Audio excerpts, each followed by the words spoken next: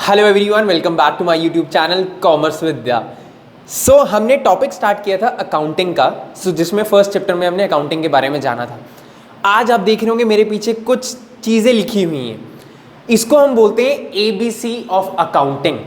जब छोटा बच्चा होता है तब उसे पढ़ना पड़ता है ABC, तभी वो सेंटेंस और वर्ड बना पाता है। आपको लगता है कि बिना सेंटेंस, बिना वो ABCDE के वर्ड और सेंटेंस बना सकता है? नहीं। ऐसे ही ये 26 निकाले हैं मैंने वर्ड्स, जिसके बिना आप अकाउंटिंग नहीं कर पाओगे। ये बिल्कुल सिंपल कॉन्सेप्ट्स हैं, सिंपल वर्ड्स हैं जो हर बार यूज होंगे। आप 11th में हो, 12th में जाओगे, BCom में जाओगे, आगे पोस्ट ग्रेजुएशन करोगे, ये टॉपिक्स आगे काम आएंगे ही आएंगे। तो आपको ये हर वर्ड को अच्छे से समझना है कि इसका मीनिंग क्या है और अकाउंटिंग में कैसे वर्ड यूज हो रहा है। Alright, so let's start with the topic of today, that is ABC of accounting. So मैंने कुछ वर्ड्स लिखे हैं यहाँ पे, ठीक है। फर्स्ट वर्ड है बिजनेस ट्रांजैक्शंस। बिजनेस ट्रांजैक्शंस का मतलब होता है वो ट्रांजैक्शंस जिसको बिजनेस मनी टर्म्स में इक्वलाइज कर पाए। फॉर एग्जाम्पल, मैं परचेज कर रहा हूं, मैं कुछ भी चीज सेल कर रहा हूं, ठीक है। मेरा एक बिजनेस है, कल वाली एग्जाम्पल ले लेते हैं, छोटू लाल लिमिटेड। छोटू लाल लिमिटेड का काम है, ठीक है,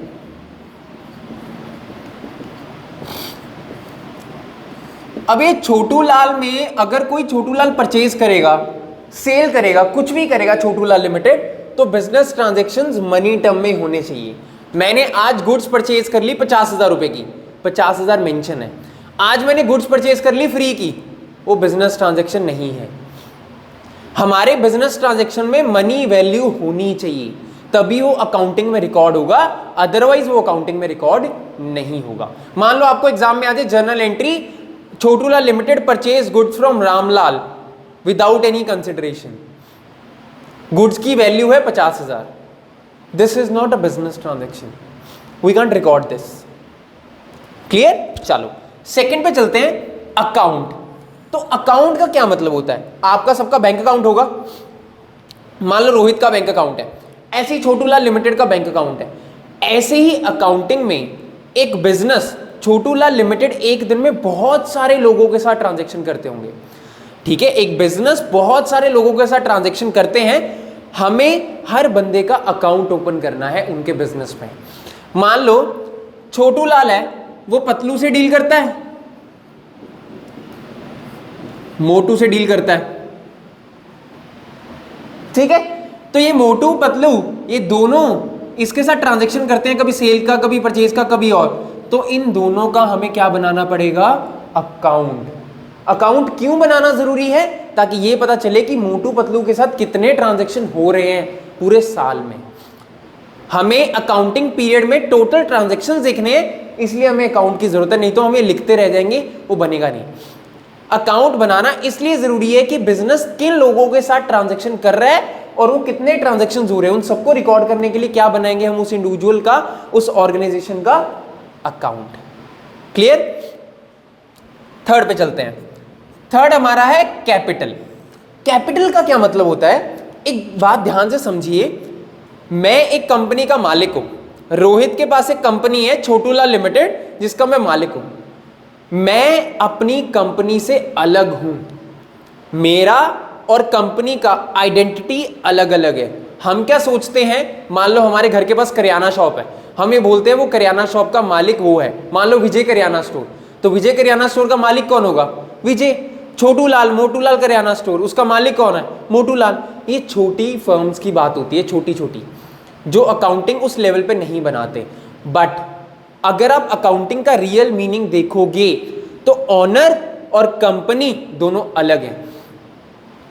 आपका आधार कार्ड बना हुआ है, ऑर्गेनाइजेशन का आधार कार्ड नहीं होता, उसकी अगर फर्म है तो उसका अग्रीमेंट होता है, वो रजिस्टर होती है फर्म अलग नाम से गवर्नमेंट के साथ, तो उसकी एक अलग आइडेंटिटी है, आपकी एक अलग आइडेंटिटी है। हम इन दोनों को सेम नहीं कर सकते। वी कांट से कि ये कंपनी का मालिक है तो इसकी कंपनी है, यही जो कुछ करेगा यही करेगा, नो। तो कंपनी और मालिक, owner and the business, they both are having different entities, ठीक है। ऑनर अगर काम कर रहा है बिजनेस में, चाहे वो उसका बिजनेस है, वो या तो प्रॉफिट के लिए काम कर रहा है या वो सैलरी के लिए काम कर सकता है, कुछ भी हो सकता है, डिपेंड्स अपॉन द एग्रीमेंट। अब कैपिटल का मतलब होता है जब मैं कोई बिजनेस स्टार्ट कर रहा हूं या कर रही हूं, मैं बिजनेस में जब मैं पैसा लगाता हूं या लगाती हूं, दैट इज कॉल्ड कैपिटल। मैंने आज एक ऑर्गेनाइजेशन बनानी है, ठीक है, मैंने एक ऑर्गेनाइजेशन बनाई जिसमें मैंने 50,000 रुपए अपने लगाए और मेरे पास कुछ फर्नीचर पड़ा था, 10,000 रुपए का मैंने फर्नीचर ले लिया, कैश ले आया मैं 10,000 रुपए, फर्नीचर ले आया मैं अपना घर से उठा के 10,000 रुपए का, टोटल 60,000 रुपए की कैपिटल है। कैपिटल काइंड में भी हो सकती है, कैपिटल कैश में भी हो सकती है, कैपिटल का चेक भी बना के दे सकता है ऑनर। उसको वो पैसा किसको देना है? बिजनेस को देना है, ऑर्गेनाइजेशन को देना है, और वो ये नहीं समझ सकता कि ये मेरे पैसे हैं, ये बिजनेस में उसने लगा दिए। अकाउंटिंग में दोनों को अलग अलग ट्रीट किया जाता है। मेक श्योर हम अकाउंटिंग किसकी करते हैं? ऑनर की नहीं करते जो सामान लेके आया है, हम बिजनेस की करते हैं। छोटू लाल लिमिटेड का अकाउंट बनेगा, छोटू लाल का नहीं। क्लियर है? हम कैपिटल को कैलकुलेट कैसे करते हैं? जितना वो कैश लेके आया, जितना वो चेक लेके आया, अगर कोई काइंड में चीज लेके आया, वो सारी चीजों को हम क्या कंसीडर करते हैं? कैपिटल। अब चलते हैं फोर्थ पॉइंट पे। अब आते हैं ड्राइंग। अगर मैं पैसे दे सकता हूं तो मैं वापस भी ले सकता हूं, ऐसे ही कैपिटल का रिवर्स होता है ड्राइंग्स। ड्रॉ वर्ड से बना है ड्राइंग्स, कि हमने पैसे निकाल लिए। किसने? ऑनर ने। कहां से? बिजनेस से। मान लो 50,000 रुपए कैश लेके आया था मालिक, ऑनर 10,000 रुपए फर्नीचर लेके आया, तो वो कह रहा है मेरे को घर पे जरूरत पड़ गई, 10,000 कैश मेरा वापस कर दो। उसने 10,000 रुपए कैश बिजनेस से वापस ले लिया, that is called drawing. Drawing वो सामान भी लेके जा सकता है, वो कैश भी लेके जा सकता है, वो बैंक से भी निकाल सकता है, क्योंकि वो कौन है? कंपनी का ऑनर। बट वो ड्राइंग्स कंसीडर होगी।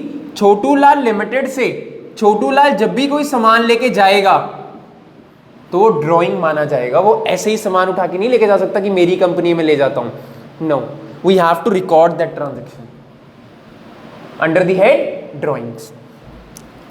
अब बात करते हैं लायबिलिटीज। जब भी कोई बिजनेस करते हैं हम, छोटा हो बड़ा हो, बहुत बड़ी कंपनी है, चाहे वो छोटी फर्म बनाई हमने, पार्टनरशिप फर्म 2-3 बंदों ने बना ली, एक ही बंदा बिजनेस कर रहा है, तो वहां पे बिजनेस के बहुत सारे ट्रांजैक्शंस ऐसे होते हैं, हमने हमारी देनदारी है, हमने पे करना है मार्केट को, that is called liability. Simple meaning में देनदारी होती है, हमने पैसे देने हैं मार्केट में लोगों के। मार्केट में इंटरनल भी पैसे देने हो सकते हैं, एक्सटर्नल भी पैसे हो सकते हैं, that is called liability. Liability दो तरीके की होती है, एक होती है long term,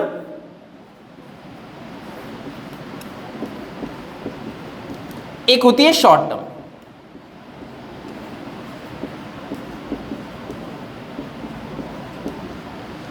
long term liability को हम बोलते हैं non current liability, short term को बोलते हैं करंट लायबिलिटी।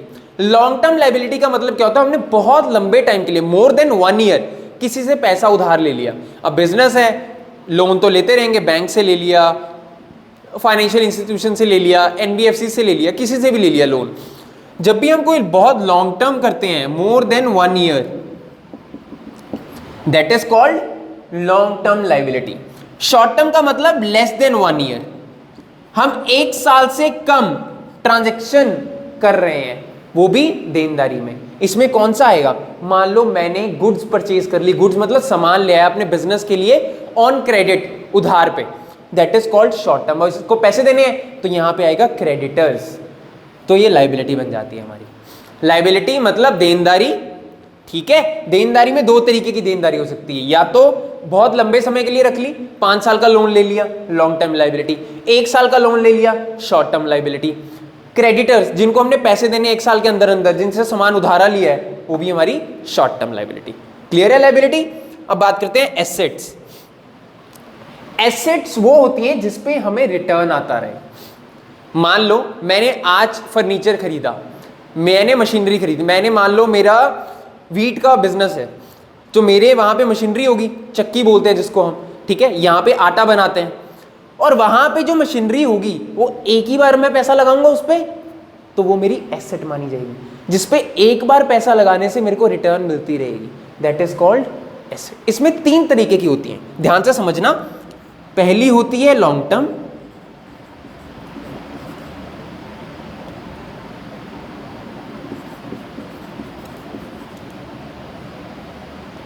फिर आती है शॉर्ट टर्म, फिर आती है फिक्टिशियस।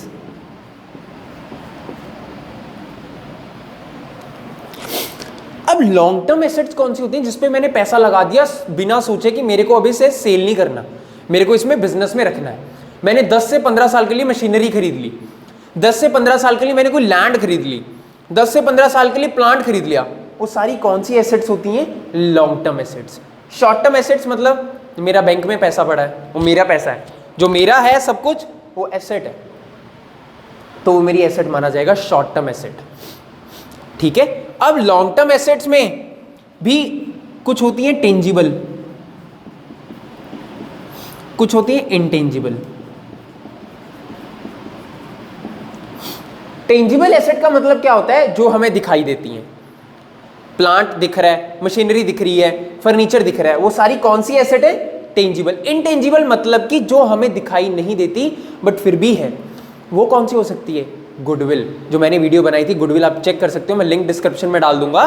गुडविल मीन्स टू से मैंने कोई भी एक बिजनेस शुरू किया, उसमें मेरी कुछ इंटेंजिबल चीज है, मैंने कुछ ऐसी चीज परचेज करी या कुछ ऐसा नाम खरीदा जिसमें गुडविल साथ में आई है, दैट इज कॉल्ड इंटेंजिबल। आपकी रेपुटेशन, जिसकी वैल्यूएशन हम करेंगे आगे वाले चैप्टर्स में, that is called intangible. Short term में कैश आ जाता है, बैंक आ जाता है, डेटर्स जिससे मैंने पैसे लेने हैं, वो सारी मेरी एसेट्स हो जाती हैं शॉर्ट टर्म। फिक्टिशियस एसेट्स वो होती हैं जिनकी एग्जिस्टेंस नहीं होती, ये वो एसेट्स होती हैं जिनकी कोई भी एग्जिस्टेंस नहीं है। फिक्टिशियस एसेट मींस टू से हमने एडवर्टीजमेंट पे कोई पैसा लगाया, एडवर्टीजमेंट पे आज मैंने 50,000 रुपये लगा दिया, क्या मुझे उसकी रिटर्न उसी दिन मिल जाएगी? नो, उसकी रिटर्न में टाइम लगेगा, 1 साल, 2 साल, 3 साल, 4 साल, तो ये हमारी एसेट बन जाती है। इसमें मेजरली एक ही चीज आती है, that is advertisement expenditure, that is called fictitious asset. Alright. उसके बाद आता है एक्सपेंडिचर।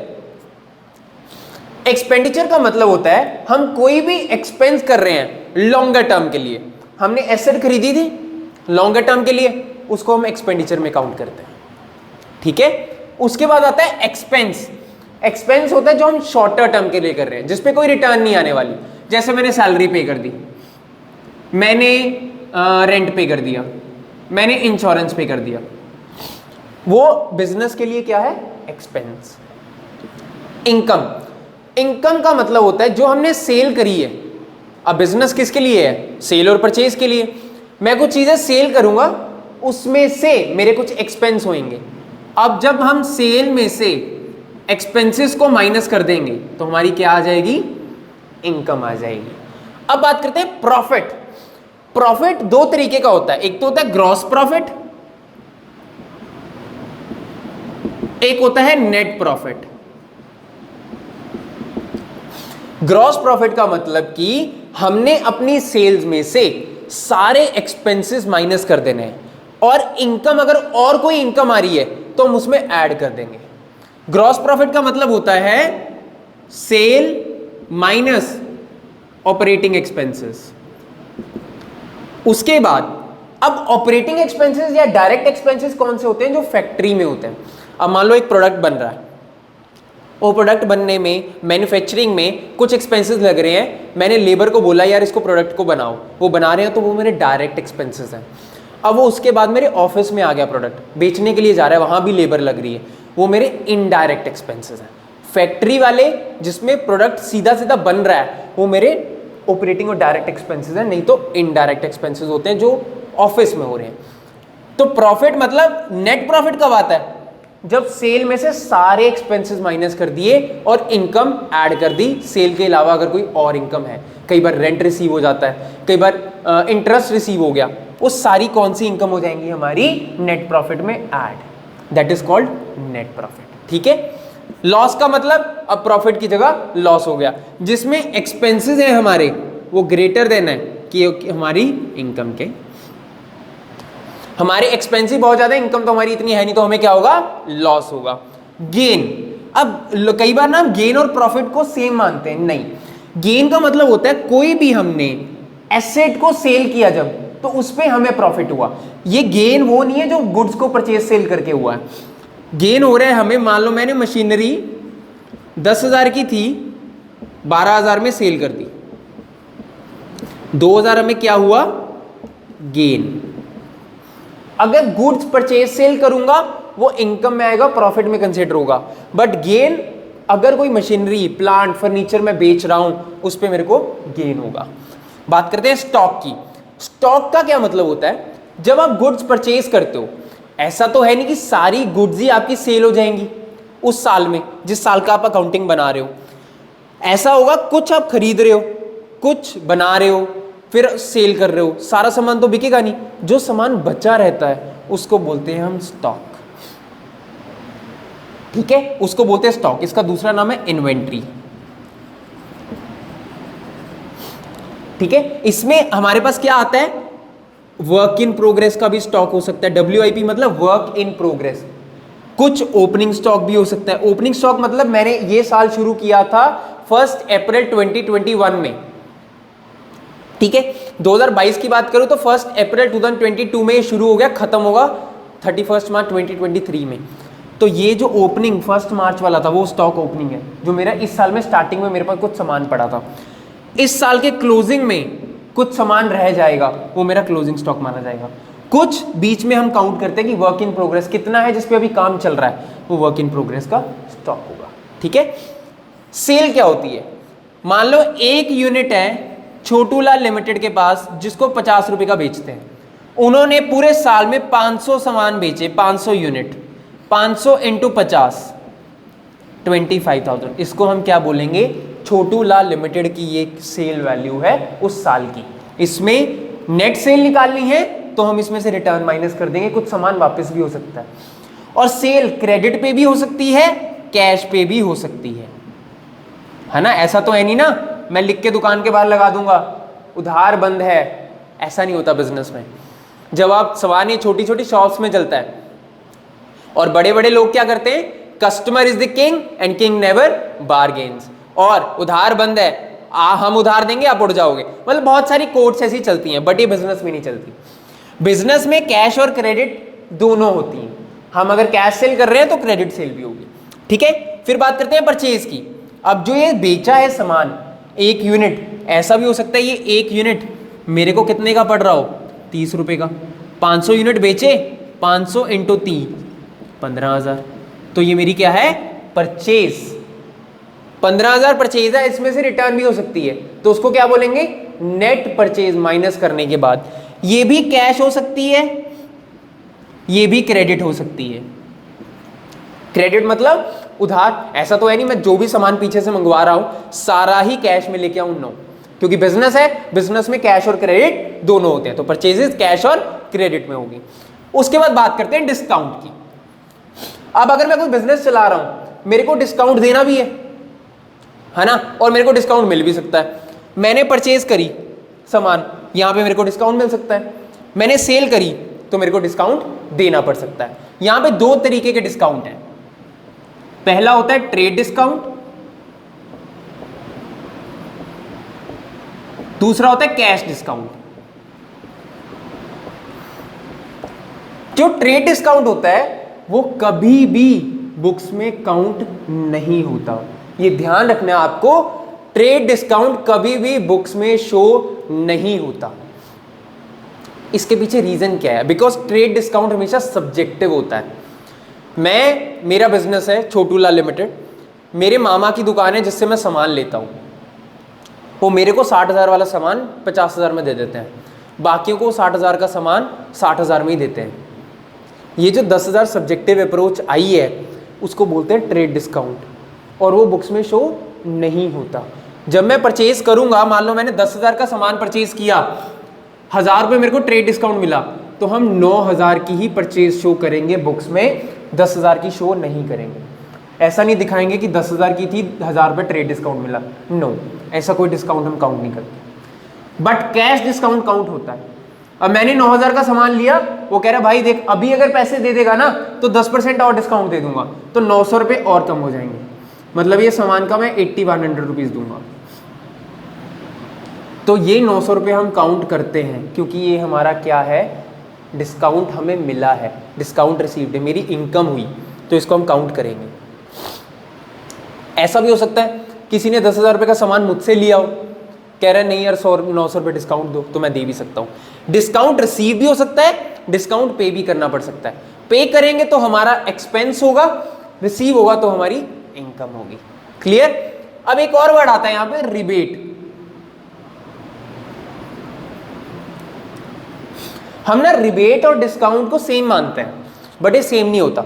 रिबेट का मतलब होता है जब भी हमारा कोई सामान खराब हो जाता है, क्वालिटी डिग्रेड हो जाती है, पड़ा पड़ा सामान रखा जाता है, तो हम उसको क्या किस पे देते हैं, रिबेट पे देते हैं। फॉर एग्जाम्पल आपने देखा होगा दिवाली के टाइम पे या सीजन के टाइम पे, जब हमारा रेनी सीजन होता है, समर आता है, विंटर आता है, उस टाइम पे क्लोथिंग पे बहुत ज़्यादा डिस्काउंट्स होते हैं। वो क्यों दिए जाते हैं, हमने क्लियर करना होता है stock, that is called rebate. या बहुत ऐसी क्वालिटी है, आपकी पड़ी पड़ी क्वालिटी डिग्रेड कर गई, 100 रुपये की चीज़ की वैल्यू बहुत कम हो रही है, 60 रुपये 50 रुपये रहेगी, आपको लग रहा है इसकी वैल्यू कम हो रही है और आपने उसको बेच दिया इतनी वैल्यू कम करके, उसको क्या बोलते हैं हम, बैड डेट्स, उसको बोलते हैं रिबेट। अब बात करते हैं बैड डेट्स की। बैड डेट होता है मैंने कुछ लोगों को सामान दिया था उधारा, क्रेडिट पे, अब वो सामान पैसे लेने मैंने उनसे, लेकिन अब वो क्वेश्चन मार्क में आ गए कि वो देंगे या नहीं देंगे। मैंने 50,000 लोगों से पैसा लेना था छोटू लाल लिमिटेड ने, मुझे लग रहा है इसमें से 10,000 ऐसे लोग हैं जो पैसा नहीं देंगे, that is called bad debts. Clear? जो पैसा मर जाएगा वो हमारा लॉस हो जाएगा छोटू लाल लिमिटेड का। फिर बात करते हैं balance sheet. Balance sheet is a statement of assets और लायबिलिटीज। हमारी इन दोनों की, एसेट और लायबिलिटी, ये दोनों का स्टेटमेंट को हम क्या बोलते हैं, बैलेंस शीट। और बैलेंस शीट ही है एक चीज ऐसी जिसमें चमत्कार होता है, मिरेकल। कैसे होता है, जब भी हम बैलेंस शीट बनाते हैं वो हमेशा टैली करती है। लायबिलिटी साइड एसेट साइड से हमेशा मैच करती है। क्यों? ऐसा क्यों होता है? क्योंकि हम डबल एंट्री सिस्टम फॉलो करते हैं, जो भी चीज डेबिट होगी वो क्रेडिट भी होगी ही होगी। उसके बाद बात करते हैं ट्रेड रिसीवेबल। मैंने कुछ लोगों से पैसे लेने हैं, डेटर्स को बोलते हैं हम बिल्स रिसीवेबल। आगे बहुत बड़ा चैप्टर है बिल्स रिसीवेबल का, डिटेल में समझाऊंगा बिल्स रिसीवेबल क्या होता है। अभी के लिए आप ये समझ लो, मैंने किसी से पैसे लेने हैं, उसने मुझे पैसे नहीं दिए, उसने मुझे क्या बोला, आप ये बिल ले जाओ, 3 महीने बाद इस डेट को पैसे ले लेना, उसको बोलते हैं बिल्स रिसीवेबल। डेटर जिससे मैंने पैसे लेने हैं, इन दोनों को क्या बोलते हैं, ट्रेड रिसीवेबल्स। ट्रेड पेबल्स का मतलब क्या होता है, क्रेडिटर्स जिसको मैंने पैसे देने हैं, बिल्स पेबल जिसको मैंने पैसे देने हैं, क्रेडिटर्स, बिल पेबल। अब बिल पेबल, अगर मैं बिल रिसीव कर सकता हूं तो मैं पे भी कर सकता हूं। मैंने किसी को पैसे देने थे, छोटू लाल लिमिटेड ने, मैंने क्या बोला, आप ये बिल ले जाओ, 3 महीने बाद इस डेट को आके पैसे ले जाना, that is called bills payable. अब बात करते हैं क्रेडिट। डेबिट और क्रेडिट दो ऐसे वर्ड्स हैं जो पूरी अकाउंटिंग में बार बार यूज होने वाले हैं, और वहां पे हम कंफ्यूज हो जाते हैं कई बार कि ये किस लिए यूज हो रहे हैं और कैसे यूज हो रहे हैं, इसको डेबिट क्यों करते हैं, इसको क्रेडिट क्यों करते हैं। अगर एक चीज बताऊं, क्रेडिट कहां से आया है, इसका वर्ड क्रेडिटम। डेबिट कहां से आया है, डेबिटम। डेबिट कौन सी साइड होती है हमारी, देखो जब भी आप अकाउंट बनाओगे, कोई भी अकाउंट, राम का अकाउंट, श्याम का अकाउंट, तो हमारी लेफ्ट साइड डेबिट होती है, राइट साइड क्रेडिट होती है। कोई भी अकाउंट की स्टेटमेंट में अलग लॉजिक लगता है, अकाउंट की left side debit, right side credit. Depreciation, अब मान लो आपने कोई कार खरीदी है, मोबाइल खरीदा, आजकल अब 14 आने वाला आईफोन, 13 की वैल्यू डाउन हो जाएगी, 14 आते ही 12 की वैल्यू डाउन हो जाएगी। आप आज गाड़ी ले लो, हिंडाई की ले लो, आप कोई भी गाड़ी, किसी भी कंपनी की गाड़ी ले लो, 2 साल बाद जब आप उसे सेल करने जाओगे उसकी वैल्यू बहुत कम हो जाती है, दैट इज कॉल्ड डेप्रिसिएशन। उस टाइम डेप्रिसिएशन आता है कि इसकी वैल्यू इतनी डाउन हुई, बिजनेस में कैसे यूज होगा, फर्नीचर, बिल्डिंग, फर्नीचर है, बिल्डिंग है, ये सारे पे डेप्रिसिएशन लगता है, जो रेट हमारा मेंशन होता है अकाउंटिंग में, क्योंकि हर साल हम सोचते हैं इसकी वैल्यू नीचे जाएगी। सॉल्वेंट, सॉल्वेंट का मतलब होता है सॉरी एवरीवन, तो सॉल्वेंट का मतलब होता है ऐसी एंटिटी जो सॉल्वेंट है पैसा देने में, मतलब वो उतना पैसा रखती है जितनी उसकी लाइबिलिटीज है, दैट इज कॉल्ड सॉल्वेंट। मेरे अकाउंट में 10,000 रुपये पड़े हैं, बट मेरी मार्केट में देनदारी 50,000 रुपये की है, मतलब ये सॉल्वेंट नहीं, ये क्या है, इनसॉल्वेंट। सॉल्वेंट का मतलब होता है मेरे पास इतनी वैल्यू पड़ी है और उस चीज को हम कंसीडर करते हैं। तो हम यहां पे अभी बात करते हैं बिजनेस एंटिटी की। तो बिजनेस एंटिटी का मतलब होता है कि हमें एक बिजनेस को और एंटिटी को अलग रखना है। बिजनेस एंटिटी मतलब जब भी कोई बिजनेस, जैसे छोटूलाल लिमिटेड है, ये अपनी रजिस्ट्रेशन करवाएंगे अलग से।